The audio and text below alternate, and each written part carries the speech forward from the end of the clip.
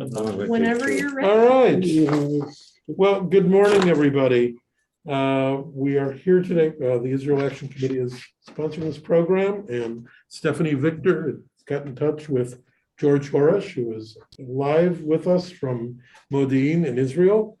George is the co-founder of Alma Israel, which is a boutique travel company in Israel.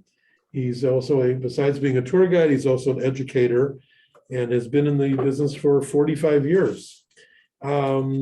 He has guided presidents, congressmen, all sorts of people from various religions. His family is originally from Baghdad, Iraq, in the area, and moved to Israel. And he's here today to talk to us about Jews from areas like Iraq and other Middle Eastern countries and their movement and transformation to Israel and their life in Israel. So allow him to have as much time as possible. George, take it away.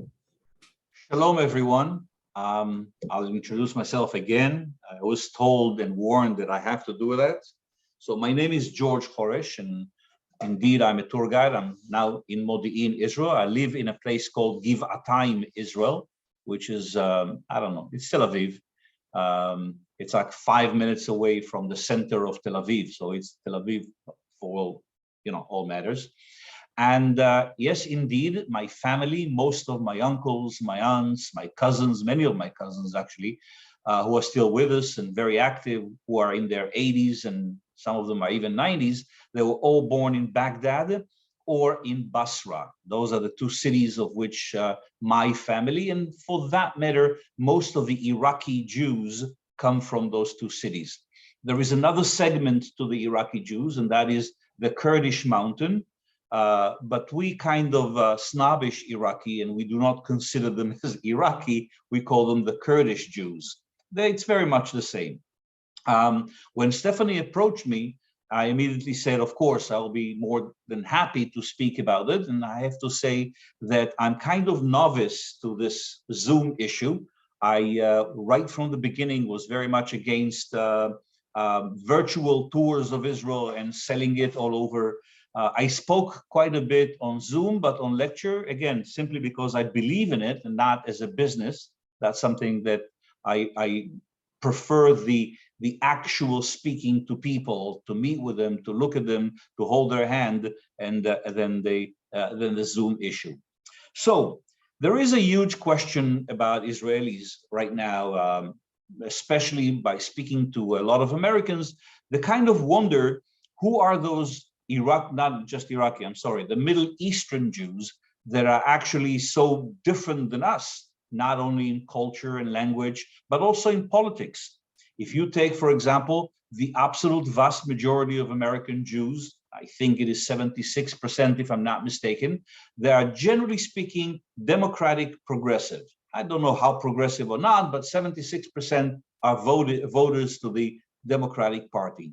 The Sephardic Jews in Israel, or shall I say the Middle East Jews in Israel, predominantly, and my guess is about 80%, will vote, traditionally speaking, not necessarily to the right wing of Israel, but to the right, the traditional Masorti kind of right, completely different than the Jews elsewhere in the world. And so why is that, and who are they?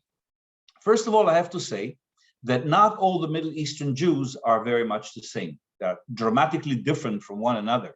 In fact, if I'll take, let's say, a Moroccan Jew and me as an Iraqi Jew, and we'll both speak in Arabic, and I do speak Arabic, by the way, I will not understand a word that they say, not even a word.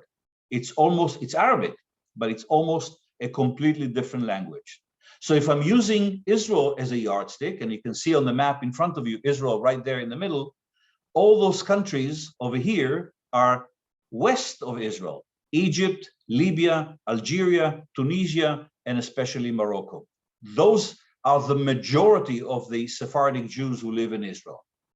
So it's not really the Middle East, it's west of Israel. Now, east of Israel, that's the next map that you can see.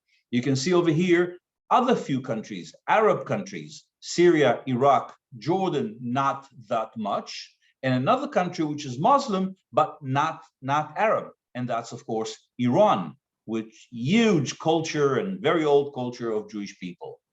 Beyond that, there is also the North Jewish people that are also called Sephardi or Mizrahi or Middle Eastern, those who come from Turkey, and I would even add Bulgaria and Greece and Crete and Corfu and so on within that package of Jews from the Middle East. So obviously, we need to understand the culture of each and every one of those groups and understand why they're here like that in Israel. So I should say that the reason actually that they're so different from one another is that they come from different countries, their food is different, their prayer systems is different. I can't think right now of the nuances of the differences of the prayer between Iraqi Jews and Moroccan Jews, for example, and certainly the Ashkenazi Jews. And I'm talking about the traditional Orthodoxy, not the conservative or the Reform that is very slow penetrating into Israel with a lot of participations of people. They are totally different from one another. But historically speaking, when Zionism was established, and I'm not sure Zionism was established really in 1882, as the traditional historians are actually saying it, the Ashkenazi Jews, the Russian, Romanians, and so on, who begin to come to Israel, one of the things that they did, they basically broke, if I can call it that way, the family structure that is so important to the Middle Eastern Jews. If you want to understand the rift that is created in Israel between those two groups, is two schools of thoughts that everyone thinks in a completely different manner. The most important issue to the Sephardic Jew is the family. The most important thing for the second, third, and even the fourth aliyah of the Zionist movement was the chalutzim, the what we call in Israel hagshama. And Rabbi, help me out if you want to translate that word hagshama. Going to build the country, conquering the swamp, conquering the deserts, and so on. The family was not an issue. In the beginning, and I still grew up in a kibbutz many years ago, the children were not even sleeping with their families. They were sleeping in a children's home. It was separate completely, something that the Sephardic Jews could not even fathom. To them, it was idle. I mean, how can you do that? How can you do that to the children? They also, the Sephardic Jews did not, at least for the most part, did not really suffer from the type of pogroms that the Ashkenazi, if you want to call it that way, Jews suffered. I think in 1904, that was the moment that changed everything, that the Kishinev pogrom, which really pushed a huge amount of Jews to move out. The person that was sent over by the Jewish movement to be the stenographer of the event is Chaim Nachman Bialik. You can see the picture of him, the young Bialik. This was the moment of which Zionism understood that we need to send people over into Israel as quick as possible. And indeed, as soon as they came in, I apologize for the picture. The picture is not that great, but this is the old Nevet Zedek in Tel Aviv, the old neighborhood of Nevet Zedek in Tel Aviv in the late 1800s, beginning of the 1900s, towards the establishment of Tel Aviv. There were almost no Sephardic Jews there at all. This is the house of the Sephardic family of Nevet Zedek, the Shlush family that came over. And in fact, they are the original residents of Nevet Zedek, but nobody gave them, of course, the credit for it and the credit they deserve. The Shlush and the Amzalag family, both from Algeria, that came to Israel. If I'm going fast forward towards the establishment of the state of Israel, there was a huge fear of the establishment in the country, the Sochnut, the Histadrut, the leaders of the country, both Ben Gurion and Chaim Weizmann, they were begging people not to come, listen to what I'm saying, not to come in abundance to Israel because we simply cannot absorb them. And if we run a bit faster to the 1948, from 1948 to I think it was 51, if I'm not mistaken, 37,000 Yemenite Jews came to Israel at one time. 37,000. We had no way of putting them in homes, houses. There was no way of providing jobs for them. In fact, the establishment, as well as the Jews who were living in here in kibbutzim, and they were already established. They started factories, they started industry. Tel Aviv was already a big city, and of course, not big as it is today. And Jerry, not that expensive, of course, but they saw those kids who are coming from Yemen, not even dressed like us. When I say like us, with brackets, they're dressed in some kind of a dress, looks like an Arab. They got scared. In fact, they called the Jews, don't come. Not only the Sephardic Jews, also the Ashkenazi Jews, but there they couldn't say anything because most of them are survivors of the Holocaust and you cannot stop them at the gate of Israel. So the people who are beginning to come now from Syria, from Egypt and Iraq, not yet Morocco, Algeria, Tunisia, and Turkey, mostly from Syria and Iraq, they asked them, come slowly, not too quickly. But the time was not right for that. The Iraqi Jews, and they came, by the way, if you look at this picture, the woman over here, I don't know, can you see my cursor? My cursor, yes, okay. This is my aunt Esperanza or Esperance, and this is my cousin Juliet. They came from a very large and urban home in Baghdad, and they were living in those conditions with no running water. There was only one level of water in the middle of the camp and so on. They begin to come in 1951. In 1951, the country, as I said before, were not ready for them. But since most of them lived in Iraq lavishly in some kind of city dwellers, there were the bankers, there were the managers of the railway, the managers of the bank. In fact, up until a few years before that picture was taken, the Minister of Treasure of Iraq was a Jewish man by the name of Shafiq Adas, who was hung in the street in front of his family. His family was forced to come out of the balcony and to watch the execution so they can show an example. Few years earlier than that, in this is another photo of the ma'abara, of the way the Jews, my parents, lived in when they came into Israel. After living in house with servants and so on, this is what they had to live with. No food, as you can see over here, people are standing online. By the way, the reason some of the pictures are smaller than the other, it's because the smaller picture I downloaded from what I found. The bigger pictures is things that my family took, so I can scan them in a better way. When they came in, many of them came. My father came in three-piece suit and a tie because he was living in a British culture. He was living in a very large shop, like a Macy's type of a shop. He was the manager of it. And when they came in, they said, "Oh, they probably like the Yemenite. They probably like the Arabs. They must have lice." And they forced all the kids.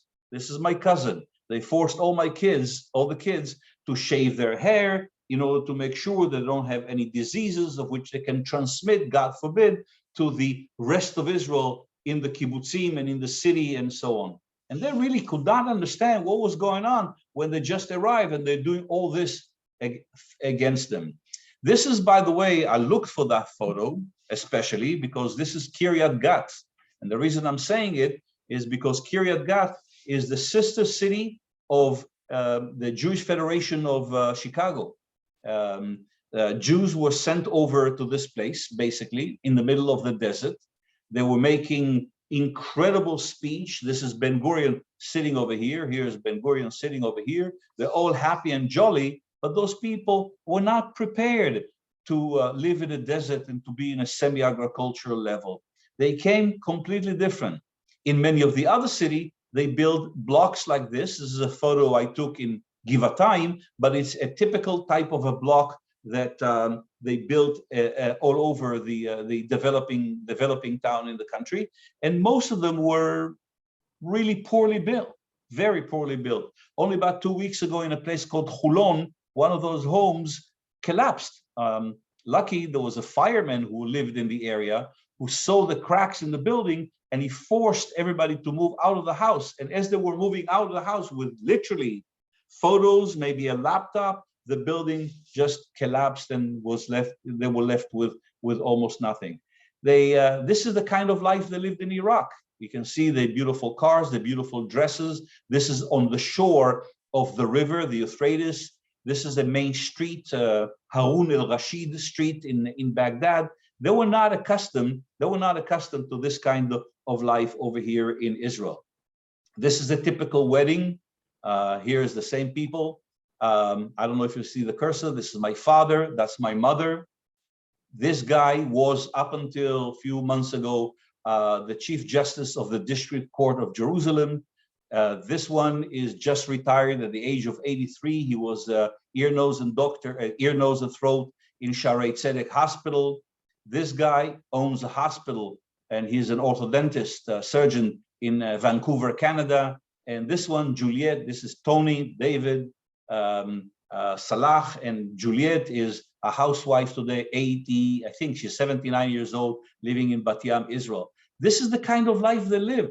They were not accustomed to the tent life, to the conditions with no water. My mother was telling me that my brother, my older brother, who, by the way, if you're interested, he lives in Las Vegas and he's a dealer. So if you play in his table, maybe I can talk him into giving you some leeways, okay?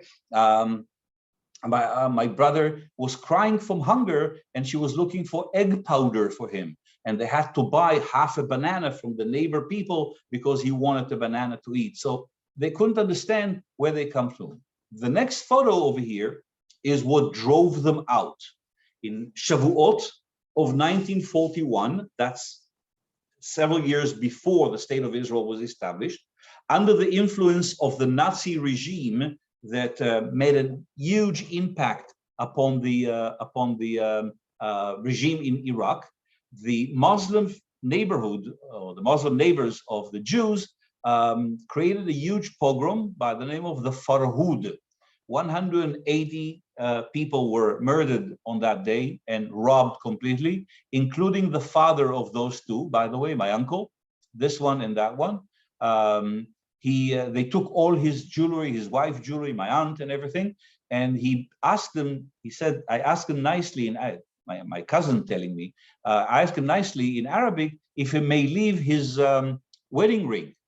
And they said, no. They immediately with a sword literally cut off his hand and killed him with a sword right on the spot, only because he asked them to save his wedding ring.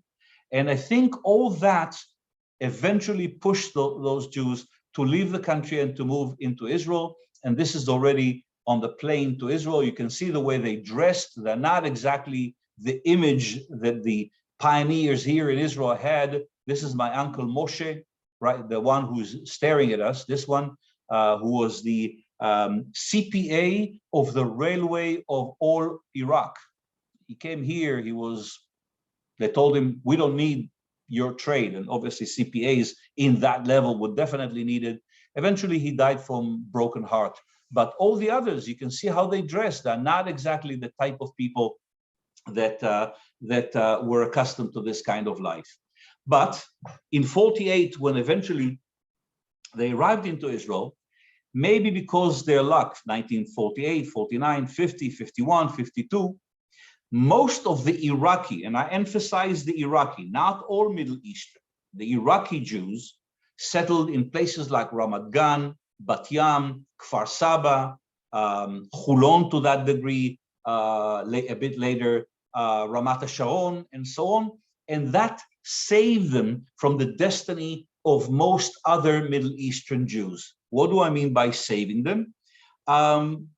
They are, a lot of people call the Iraqi Jews the German Jews of the Middle East, because they are very precise, they're accountants, they're bankers, they're hard workers, and they all live, for example, in one apartment. My uncle Moshe, who you see in the photo right now, his son, my father, my mother, and my brother, another set of uncles, and my grandmother, they all lived in one room for about 3 years until they slowly moved out.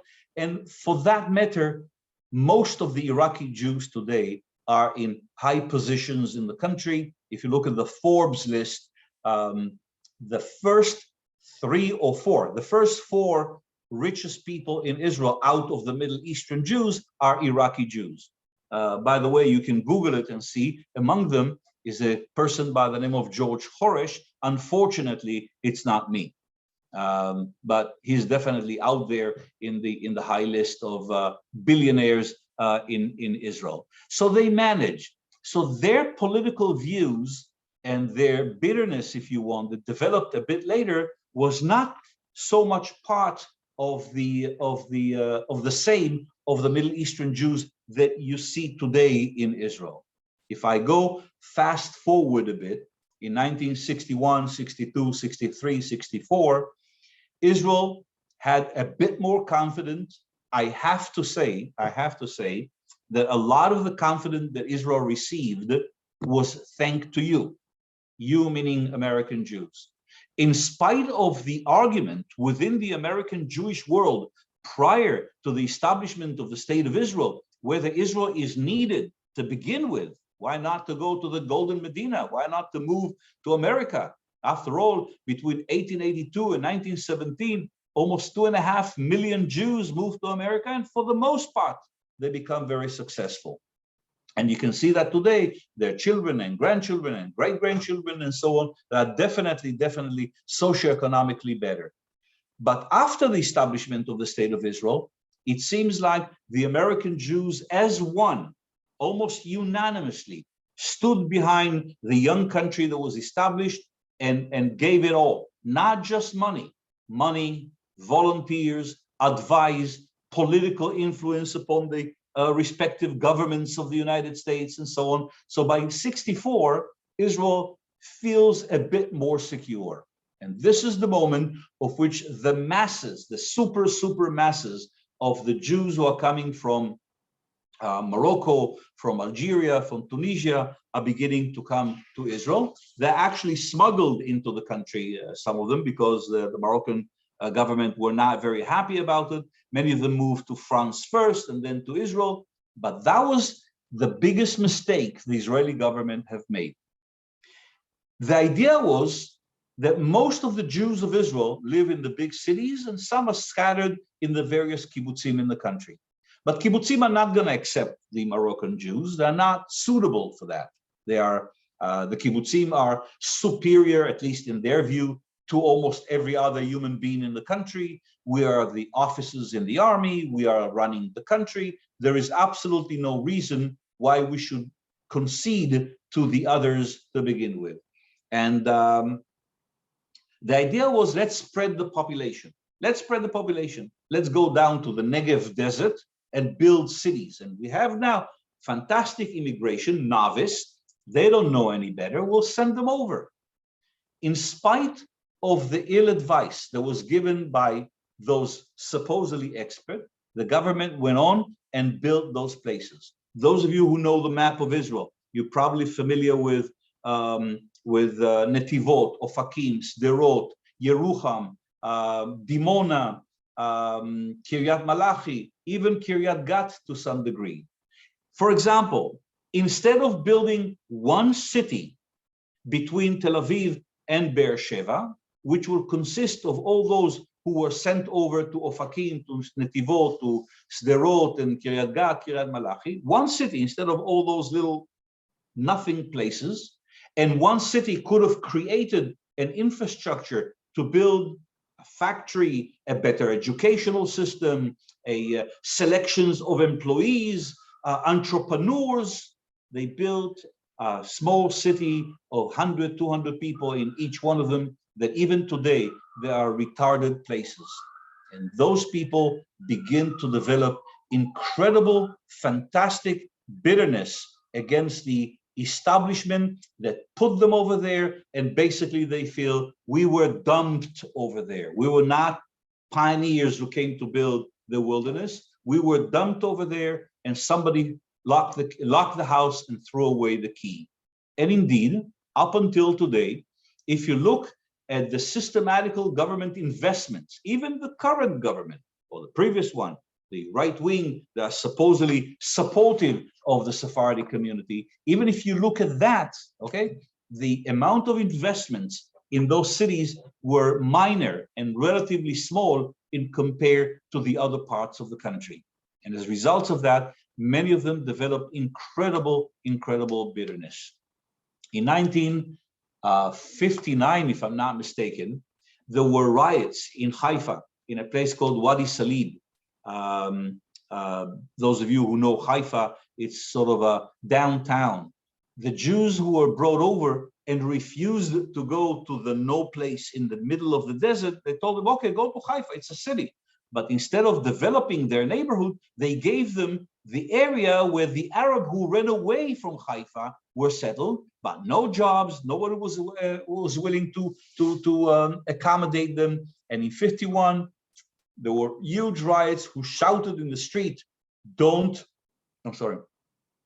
treat poverty, treat the poor people, don't only treat the poverty. And indeed, few people got killed, there were riots all over. And that was the moment of which the government says, well, they're the black Jews, the dog Jews, that's their nature. They like to stir up troubles and so on. And they send the police extremely aggressively to kill those, not to kill physically, but to destroy the demonstration.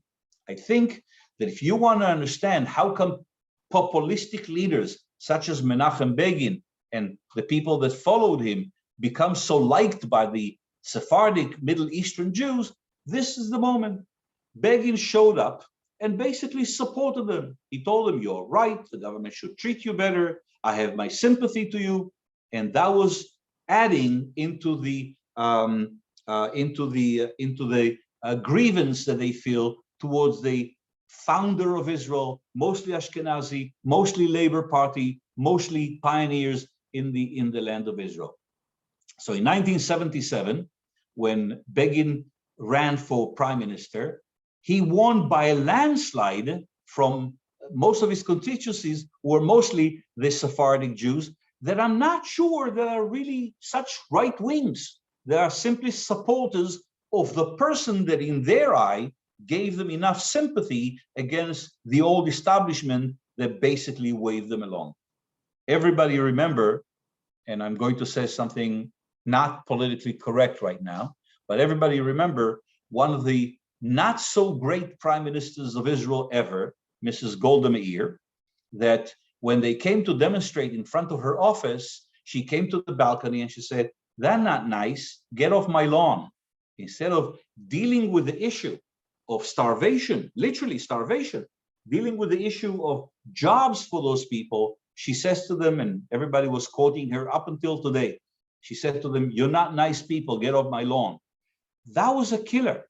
That was a killer. And in fact, if you add to that the 1973 war, that the number of Sephardic people that died in that war exceed dramatically the Ashkenazis that died. Not that I'm counting, God forbid, because a blood is a blood is a blood, and I participated in that war. But the people who sat on the bank of the Suez Canal, basically just to hold it, were mostly the lower socioeconomical level of people, and those are the people who got hit first. Yes, later, when the entire Israeli army joined the war and created this incredible victory, in my opinion, I was there, of course, against the Egyptian, then, and the Syrian, needless to say, it was forgotten who is who. But the words of Golda Meir, they're not nice. And then the fiasco of the war, and then trying to run again on the ticket of the Labor Party, they lost it.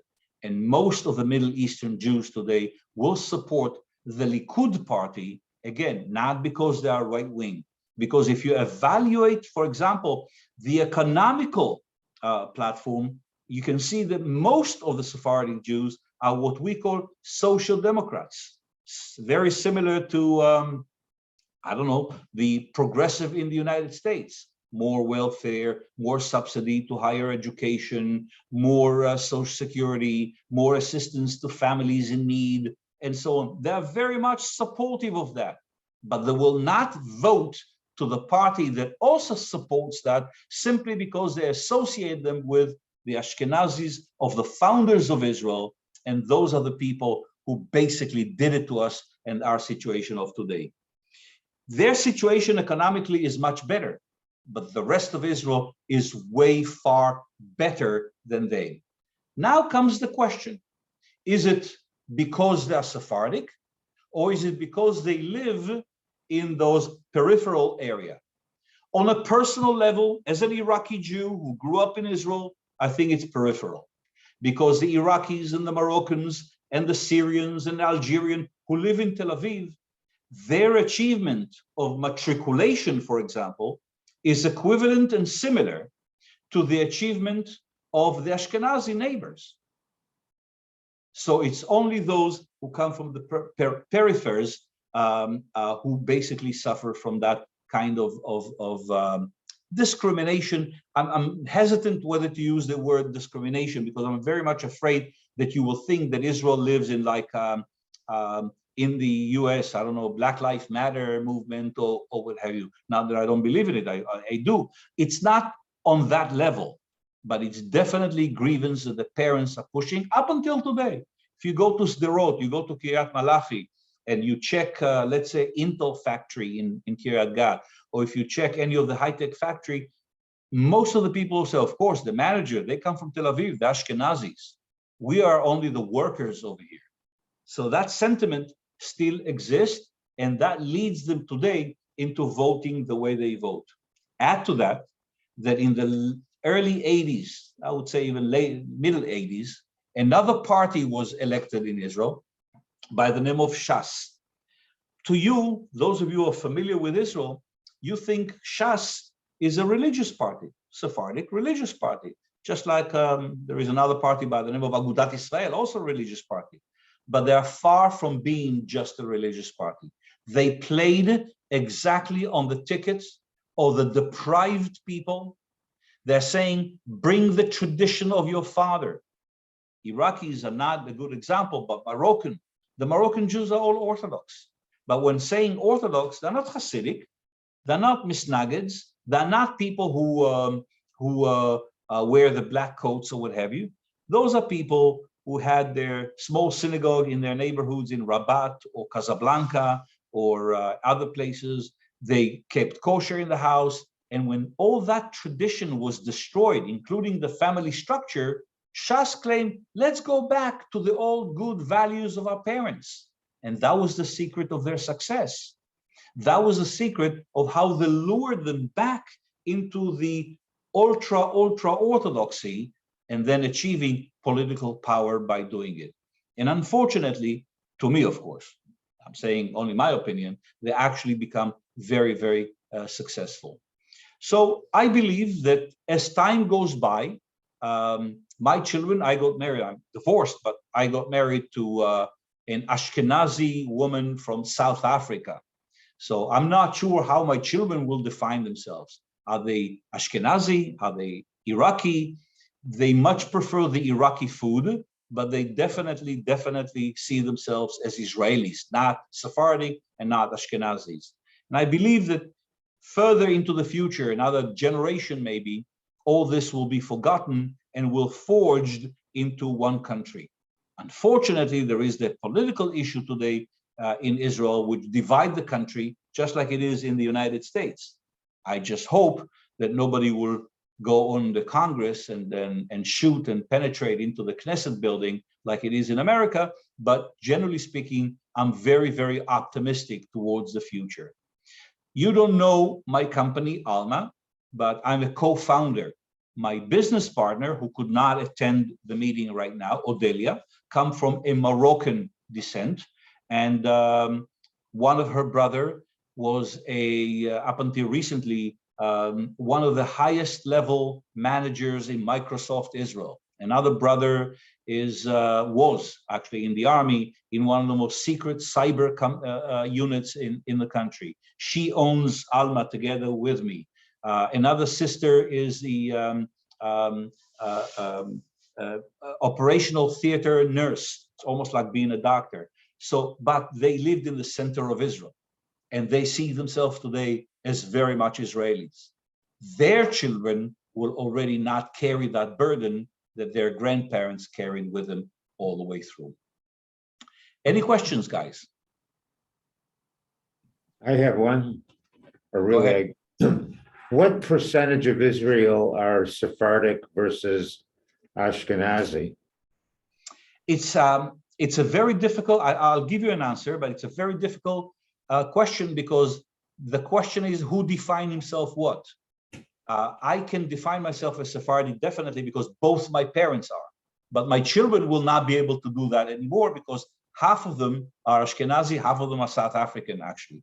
So my guess is today is about 65% are what defined as Sephardic Jews. Really? But Yeah. I was under the impression that the Ashkenazis continue really to run the country. Is that Yes. accurate? Yes. Wow. Yes. Yes, indeed. So if you look at the government, for example, most of the government employees in the junior managerial level are Sephardic, but in the higher managerial level, both at courts, in the general directors of the government portfolios and so on, are all Ashkenazis. If I can ask on that, it's sort of related to that. We have friends in Israel, and she is Ashkenazic. Her husband is Sephardic. So the family uses the Sephardic name. But quite a few years ago, when she applied for a job with the government, she used her maiden name, so it will be Ashkenazic. Is that still prevalent to even get the jobs now? I think it's less and less, but one of the people that we work closely is a guy by the name of Yossi. His name was Yossi Fadida. He was Moroccan. By the way, the word Fadida is silver. Silver. In Hebrew, silver is kesef. He applied for many jobs in the high-tech industry and was not accepted. His wife says to him, why don't you make your name Hebrew? Instead of Fadida, call yourself Kaspi. Kaspi, money, kesef, which is fadda in Arabic, Fadida. And he did.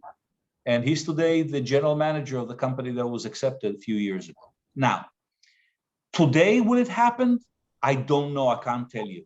But 10 years ago, when he applied for that job, if his name was Fadida, he would not have gotten it. I grew up in Givatayim, I told you, and Givatayim was a socialist working class people. I had no Moroccan at all in Givatayim, only Iraqis and some Syrians, and the rest are all Holocaust survivors. And there were simple people, there were shopkeepers, welders, carpenters, all kind glass makers and so on. So I never really suffered. I never felt the Sephardic among the guys because everybody was not poor, but everybody was simple. When I finished my military service, and trust me, I'm not bragging. I had a very, very serious military service. I think I was in one of the best units of its kind in the world. I was in the Israeli Navy SEAL. I almost immediately, I got accepted to higher education, and almost immediately I got accepted to become a security officer for El Al. But the El Al people told me, you have to have a 2 months training before you get to fly. So until then, we don't have a job for you. So maybe you'll find something in the meantime until the shooting course will start. So I said, great, no problem. So I got accepted to a higher education, got accepted to a very prestigious job. I mean, security officer on El Al, and so on for my student period. I went to the local employment agency for soldiers, for veterans. She looks at me and she says, where do your parents come from? So I said to her, why is it relevant? She said, I think you know why it is relevant. I said, I swear, I don't know why it is relevant.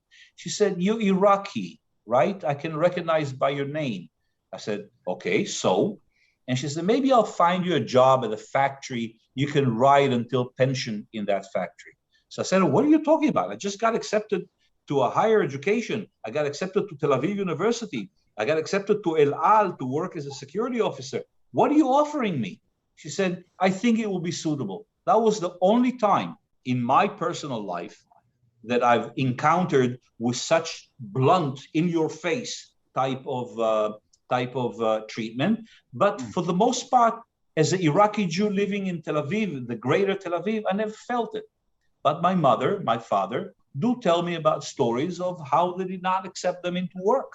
My father was a manager of, again, I don't know how to call those superstores like Macy's, like Bloomingdale's, and so on. In Israel, he was a simple worker for a print shop of newspaper. Every night at 2 o'clock in the morning, he had to go and put the lead thing into the machine in order to print the newspaper. And he never forgot it for the rest of his life. He died from lead poisoning. He had cancer. This uncle in the picture, Moshe, was a CPA of the railway. He ended up working in a dairy farm, schlepping bottles of milk to the truck because his name was Muallim and not Bronstein or something like that. Yes, he was, but as we progress, it is less and less and less. Yes, but Shelley, Yeah. go ahead. yeah, is there much prejudice about the Black Jews, the Ethiopians, and the Jews that came even from the Middle East, the Jews of color? Is that a serious problem today? I think, first of all, yes. The answer is definitely yes. As for the Ethiopian Jews, what we would call the Black Jews, the black-skinned Jews, it's a whole different story because they're not those who came from Addis Ababa, but those who came from the villages. They came from the 16th century into a 22nd century country, and that is the basis. That is the basis of the problems over there, of which they were totally and absolutely not understood by no one. As a result of that, up until about 2 years ago, if an Ethiopian kid would walk in the street, 90% of the cases he would be picked up by a police officer. Not arrested, but what are you doing in here? Why are you in this neighborhood? Where do you live exactly? Where's your ID? If I would walk in the same street, probably nothing would have happened. Nothing would have happened. My daughter, who's a lawyer, and my daughter is basically one of my greatest heroes. She defended once 2 Ethiopian kids on Thursday night came out of the port of Tel Aviv with their car. You have to understand, Thursday night is the night that the kids go to drink in the port of Tel Aviv. There's a lot of pubs and bars and stuff like that. And police officers, usually the police wait at the exit of the port and stop people to check their how do you call it, breathalyzer, yeah. And they stopped the vehicle and they told the guy who drove come out and use the breathalyzer. And he says, 2 Ethiopians, he said, my pleasure, I have no problem doing it, I did not drink at all. He goes out. Now the car is parked in the middle of the street. Another police officer walks over to the window of the passenger and says to him, do you have a license, driver license? And he says, yes. He says, then move the car to the side. He said, I cannot, I drank a lot, that's why my friend is driving.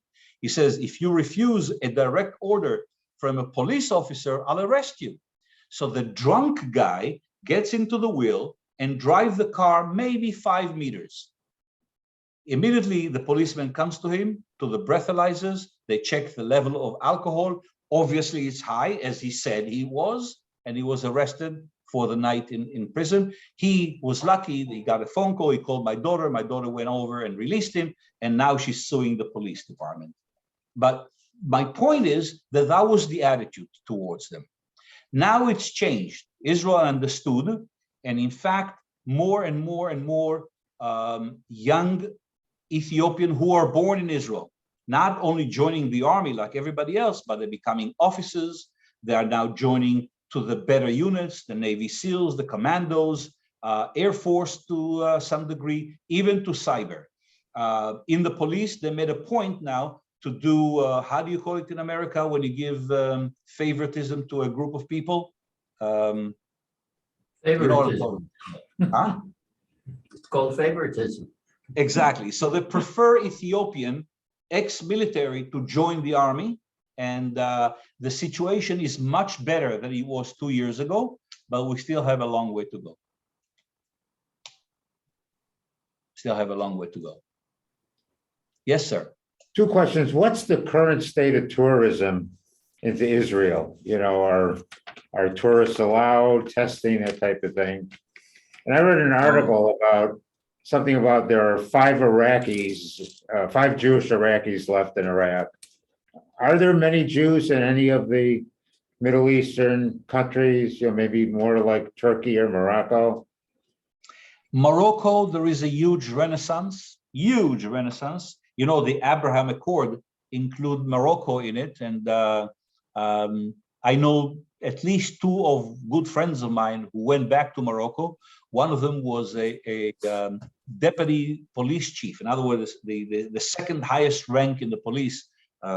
He was with me in 1973 in the war. He moved now to Morocco and opened a travel company, and as far as I know, is very successful.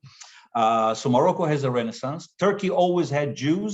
They're hiding their Judaism mostly because Erdogan is not exactly a nice person. And as a result of that, Turkey itself become. In Syria, there are no Jews at all. In Bahrain, by the way, there is a very, very distant cousin of mine by the name of Nancy Kaduri. She is a member of parliament, and she is the head of the Defense and Security and Foreign Affairs of the Bahraini parliament. And she's highly respected in Bahrain. In fact, JUF is doing a mission with me next year, I don't remember the date, to Bahrain, and we're going to meet with her. She's going to host us in the parliament over there. In the Emirates, there is more and more Chabad, the huge Chabad people over there, not so much Sephardic Jews, but a lot of Chabad. Jordan does not have any Jews. Iraq, the last Jew left with the invasion of the American in 1991. I don't know of any Jews who live there anymore. In Egypt, there are a few Jews. There is about 100. The Egyptian government understand the tourism level, and they renovated on the expense of the government all the synagogues in Egypt. In fact, we met with 4 years ago, again, a JUF mission that I took over to Egypt. We met with Magda, who's the president of the Egyptian community. She's anti-Zionist. She is a very, very proud patriot Egyptian, and she believes that Egypt is the greatest country on the face of earth. I'm not going to argue with her. But there is about 100 Jews. Tunisia, Algeria do not have Jews at all, at all. And the state of tourism or The state of tourism in Israel. Right now, unfortunately, and I've been sort of unemployed in the past 2 years, our company, we had few missions. We took a few groups over to Dubai. A grandfather, Max, that took all his family. He wanted to come to Israel, but Israel was not available. So we took him over to the Emirate, and we did Dubai and Abu Dhabi and all that area. Very Jewish type of a tour.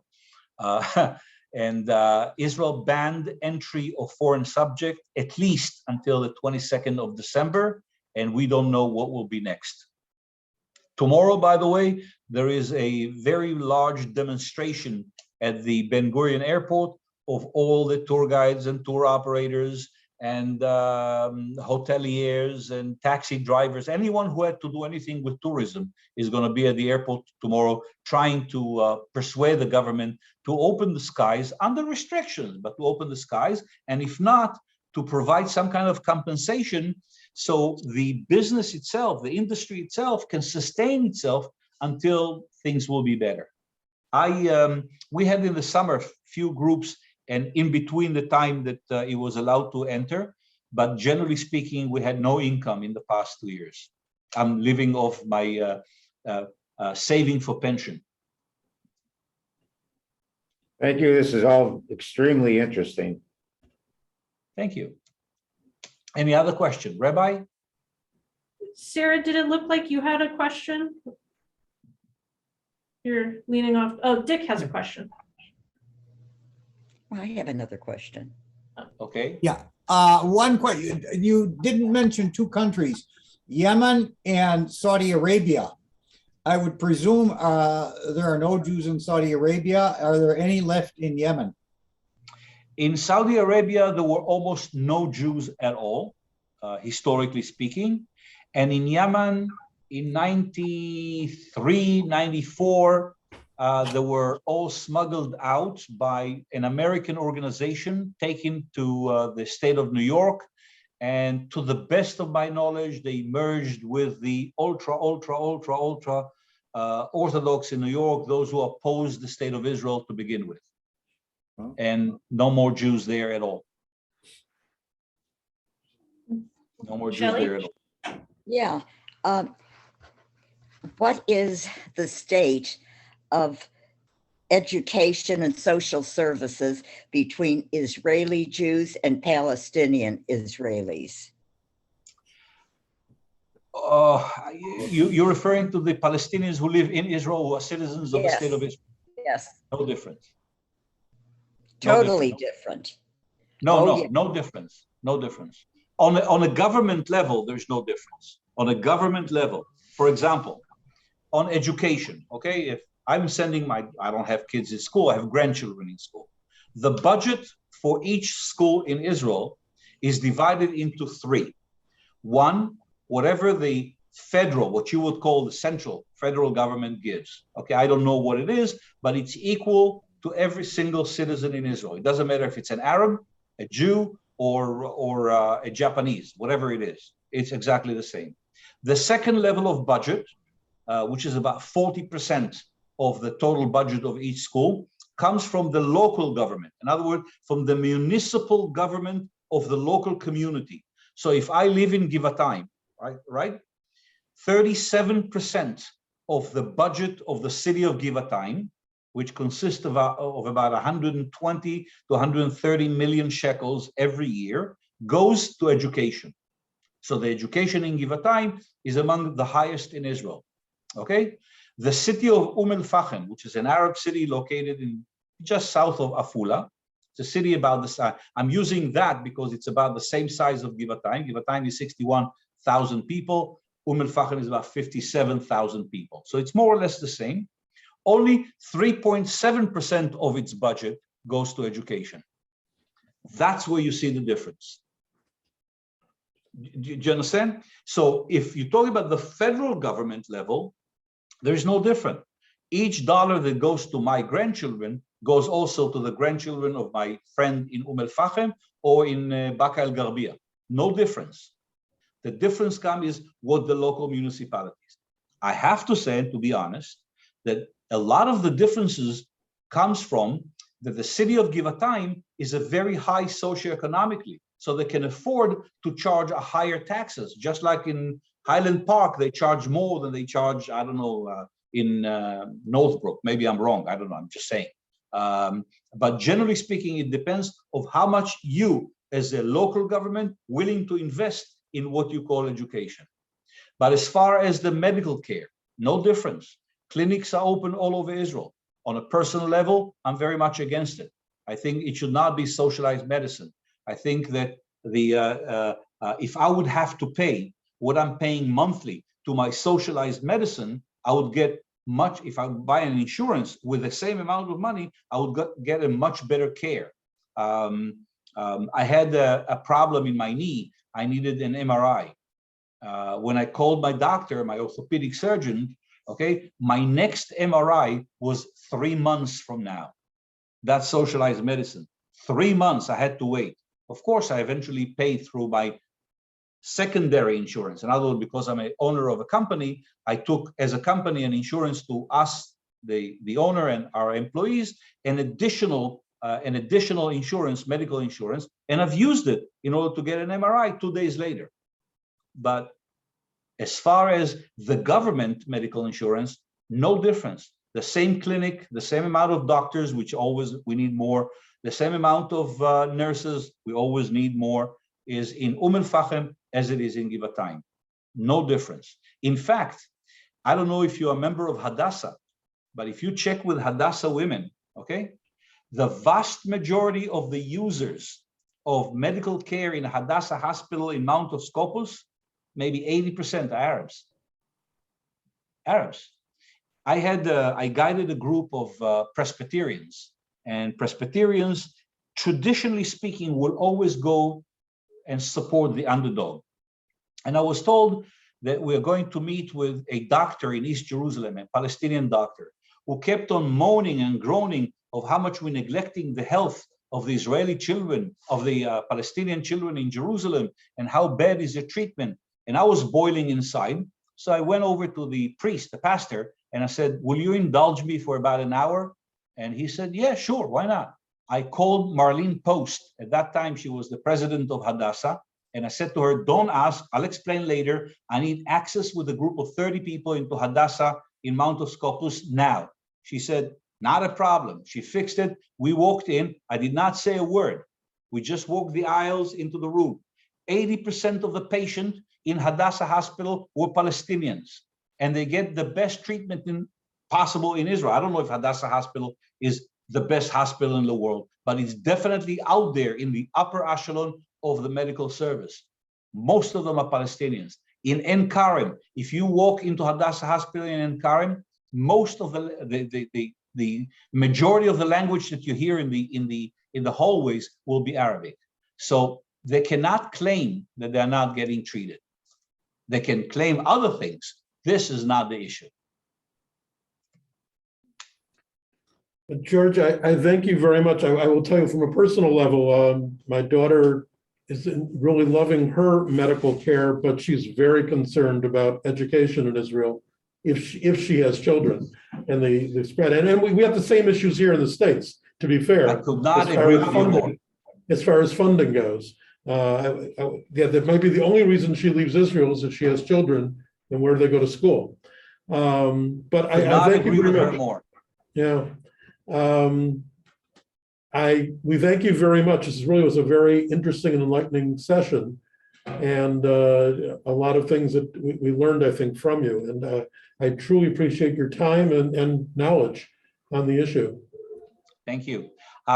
Jerry, if your daughter needs anything, you can give her my email address. I'll be more than happy to assist if she needs anything. I can't think of. Thank you. I appreciate it. We've got, by all means, anything she needs, I'm here. And I'm hoping that when this pandemic will be over, we usually travel to Chicago literally twice, 3 times a year. Most of our client base come from Chicago, so we probably know a lot of people over there. I'll be more than happy, and I'm not charging for this, and I'm not going to charge for coming to your synagogue for any speaking engagement on variety of subject. I just gave a lecture about 2 weeks ago about the presidents with apostrophe S of the United States, from Harry Truman till today, and Israel.